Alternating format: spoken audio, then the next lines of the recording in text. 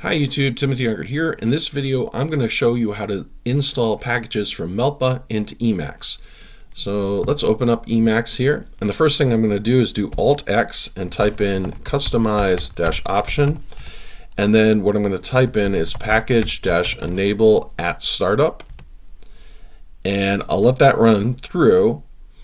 And now I'm going to do Alt-X, customize option, and I'm going to type in package, and now I've got a bunch more options that I can do. I'm going to select archives, so package-archives, hit enter, and I want to insert an archive here, and the archive name is going to be Melpa, and I'm going to type in https://melpa.org/packages, and then another / and I'll leave that in the description as well.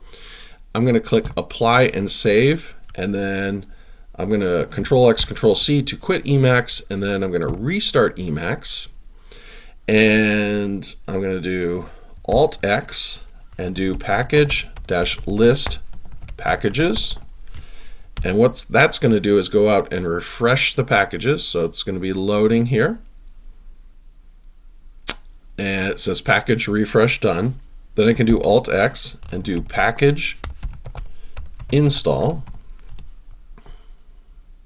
It's going to take just a moment, and I'm going to type Atom and hit dash, and there's the Atom 1 dark theme, and once I type 1, there's only Atom dark theme and Atom 1 dark theme here.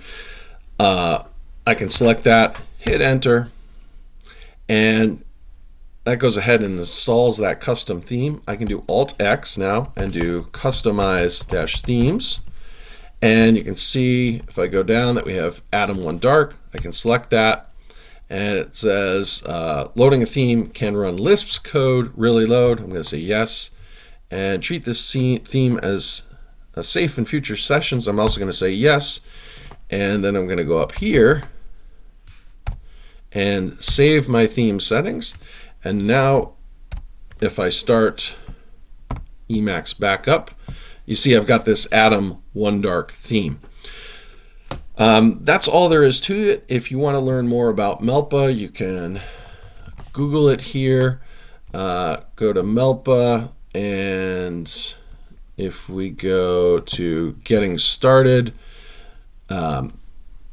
you can see where I get the URL, melpa.org/packages, and how I added that.